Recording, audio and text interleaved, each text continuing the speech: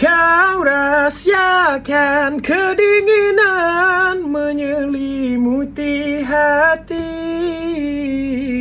Hai, Assalamualaikum. Saya Afiq Syazwan. Ni mana orang-orang segamat ni? Afiq nak turun segamat pada 14 Jun ini, hari Ahad, jam 9 malam, bertempat di Padang SK Kampung Tengah sempena malam perasmian dan malam kebudayaan jelajah orang Johor Don Pemanis. Dengan cerita ada cabutan bertuah, boleh menang macam-macam hadiah. Kemudian apa yang menarik lagi, kita ada macam-macam persembahan. Dan Afiq juga akan buat persembahan pada hari itu. Jadi kalau nak jumpa dengan Afiq, kita jumpa di sana. Alright, 14 Jun, hari Ahad, jam 9 malam di Padang SK Kampung Tengah. See you there.